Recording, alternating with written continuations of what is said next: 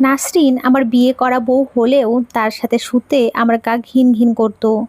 সরকার বাড়ির এই বিধবা মেয়েটিকে বিয়ে করে আনার পর থেকেই আমার কেবল মনে হতো একটা সেকেন্ড হ্যান্ড জিনিস কিনে আনলাম। কিনলাম আর কোথায়, তাকে বিয়ে করে যৌতুক বাবদ 2.5 লাখ টাকা গুনতে ভুল করিনি আমি। বাড়ির পাশে মুদির দোকানটি সেই টাকাতেই দাঁড় করিয়েছি। আমার তো এক পা খোড়া, খুঁড়িয়ে হেঁটে 1.5 মাইল পাড়ি দিয়ে গঞ্জে গিয়ে কোনো কাজ করার সামর্থ্য নেই আমার। একসাথে মোটা অঙ্কের টাকাটা পেয়ে আমার বাবা যেমন সালাউদ্দিন সরকারের কথায় রাজি হয়ে গেলেন, আমিও আর অমত করিনি। শুধু পাড়া প্রতিবেশীরা গুঞ্জন করে বলতো, মেয়েটা বিয়ের 7 মাসের মাথায় জামাইটারে খাইলো।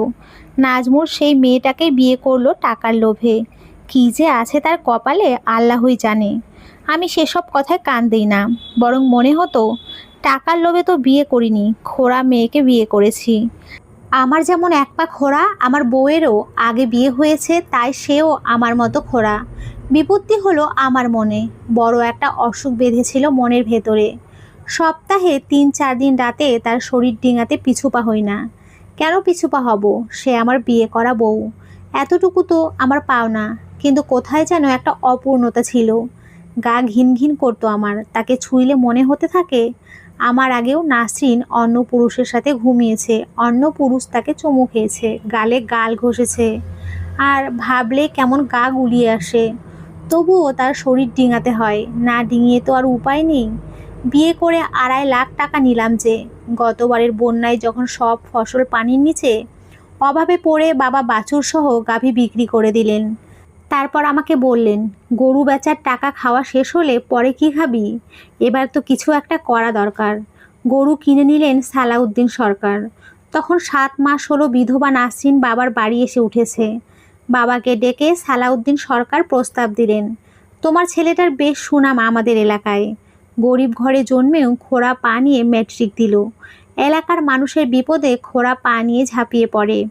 আমার মেয়েটা বেশি দিন জামাইয়ের ঘর করতে পারেনি, কারেন্টের শকে মরে গেছে। আল্লাহর কাজ সবই ভালো। আমি বলি কি, আমার মেয়েটারে নাজমুলের বউ কইরা নাও, আমি 1,00,000-2 টাকা দিব। বাড়ির পাশে একটা মুদির দোকান দিয়ে বসুক, আর বিপদে আপদে আমি তো আছি। বাবা তো রাজি হলোই, খুশি মনে আবারও সরকার বাড়ির কথাটুকু বাবা আমাকে শোনালেন। আমি খোড়া মানুষ, আর অমত করতে পারিনি। আমাদের দুইজনের মাঝখানে একটা কোল বালিশ থাকতো। যখন শরীর ডিঙাতে হতো বালিশ সরিয়ে ফেলতাম, আবার বালিশ মাঝখানে দিয়ে ঘুমিয়ে পড়তাম। শ্যাম বর্ণের নাসরিন আমাদের বাড়ি আসার পর তাকে সাজতে দেখিনি। কথাবার্তাও খুব কম বলে, নম্র ভদ্র হয়ে থাকার চেষ্টা করে। কিন্তু আমি কেন যেন মন থেকে মেনেই নিতে পারি না। কখনো মনে হয় শরীরের প্রয়োজনে বিয়েটা করা নাকি টাকার প্রয়োজনে।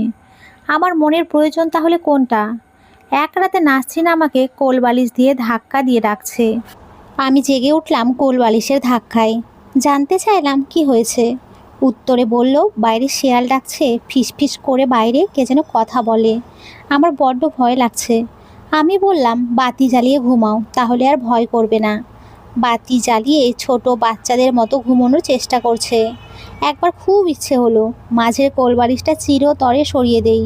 নাসরিনকে বুকে টেনে বলি, আমি আছি তো, ভয় পাচ্ছ কেন? বলা হয় না, কোথায় যেন একটা গা গুলোনো ব্যাপার। রাতে শরীর ডিঙানোর সময়ও আদর করে তাকে চুমু দেয়া হয় না। কি বিশ্রী এক অসুখ ধরেছে আমার মনে। আমাকে নিয়ে যখন সরকার বাড়ি অর্থাৎ বাবার বাড়িতে যায়, কত প্রাণ চঞ্চল মেয়েটা 2 ঘরের ভাবির সাথে গলাগলি ভাব করে হেসে লুটিয়ে পড়ে। আমি তখন সালাউদ্দিন সরকার মানে শ্বশুরের সামনে বসা থাকি। তিনি তার জমি সংক্রান্ত কথা বলেন, আমাকে বসে বসে সেসব শুনতে হয়। কথা একটু বেশি বলেন, তাছাড়া বিপত্নিক হয়ে বড্ড একাকী জীবনযাপন তার। কথা বলার মানুষ পেলে ছাড়তে চান না। আমি শ্বশুরের সামনে বসে আর চোখে নাসরিনকে দেখি, জলপাই খাচ্ছে হাতের তালুতে লবণ নিয়ে। আর কি এক কথা বলে চুলার পাড়ে 2 ভাবির সাথে হেসে লুটোপুটি খাচ্ছে। আমার কেমন হিংসে হতে লাগলো। আমাদের বাড়ি গেলে তার হাসি নেই, চুপচাপ থাকে সারাদিন। অথচ এখানে তার কত আনন্দ। আমি কি তার আনন্দ কেড়ে নিয়েছি? আমি কি করলাম? 12-13 ঘন্টা দোকানে বসে 2-4 পয়সা রোজগার তো করে আনি। অন্য পুরুষদের মতো তো মদ খেয়ে অন্য কোথাও পড়ে থাকি না। তার বাবা আমার কত সুনাম করে, সুনাম আমার এলাকাতেও। শুধু পা একটা খোড়া, এমন জামাই পাওয়া ভাগ্যের ব্যাপার। বাবা নাজমুল, তোমার কোনো কিছু লাগলে আমাকে বলবা। আমার একটাই তো মেয়ে, আমি 2 হাত ভরে মেয়েটাকে দিতে চাই। মা মরা মেয়েটা তবুও হাসি খুশি থাকুক। আমি কথার কোনো জবাব দিই না। মনে মনে ভাবি একটা সুতার নালও নেব না, যা নিয়েছি পারলে সেটাই ফেরত দেব। বিকেলে বাড়ি আসার পথে নাসরিনের বড় ভাইয়ের বউ আমাকে ডাকলো। আমি কাছে যেতেই ভাবি আমাকে বললেন, সারা বছর তো দোকানদারি করলেন, এবার কয়েকটা দিন আমার ননদটারে সময় দেন। এখন কিন্তু ননদ একা না, পেটে আর একজন আছে। এটা শোনার পর থেকে আমার মনে নতুন করে অসুখ করলো। দোকানে মন বসে না, মেজাজ খিটখিটে হয়ে গেল।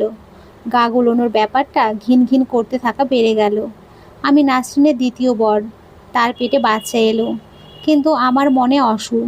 কিসের অসুখ তা কিছুটা আন্দাজও করতে পারি, তবুও মনে শান্তি পাচ্ছিলাম না। নাসরিনের পেটে বাচ্চার বয়স যখন 6 মাস, তখন থেকে তার মানসিক অবস্থার পরিবর্তন হলো।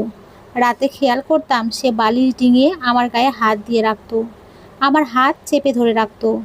আমি তার হাত সরিয়ে দিতাম। একদিন সে কি মনে করে বলল, আমাকে তুমি মন থেকে আজও মানতে পারোনি, তাতে আমার দুঃখ নেই, কিন্তু আমাদের সন্তানটাকে মেনে নিও, এটা তোমারই সন্তান। আমি আগে যার সাথে 7 মাস সংসার করেছি, সেখানে আমাদের সন্তান আসেনি। আর আমি যদি মরেও যাই, তুমি বিয়ে করে নিও, আর সন্তানটাকেও মেনে নিও। তবুও যদি তোমার মানতে কষ্ট হয়, তাহলে আমার বড় ভাবিকে দিয়ে দিও। বিয়ের পর থেকে ভাবির সন্তান হয় না। আমার অসুখ হঠাৎ করে সেরে গেল। মনের অসুখটার মুখে যেন ঔষধ পড়ল নাসরিনের কথাগুলোতে। আমি কি মনে করে যেন মাঝের কোলবালিশটাকে মেঝেতে ফেলে দিলাম। নাসরিনের কানের কাছে মুখ নিয়ে বললাম, আমাদের সন্তান আমি কাউকে দেব না, এটা আমার সন্তান। আমি প্রথমবারের মতো মন থেকে নাসরিনের কপালে চুমু দিলাম। বললাম, আর কখনো মরার কথা বলবে না, কোনো সমস্যা হবে না তোমার, আমি আছি তো। যে মেয়েটা বাবার বাড়িতে এত হাসি খুশি, সেই মেয়েটা হঠাৎ শব্দ করে কেঁদে উঠল।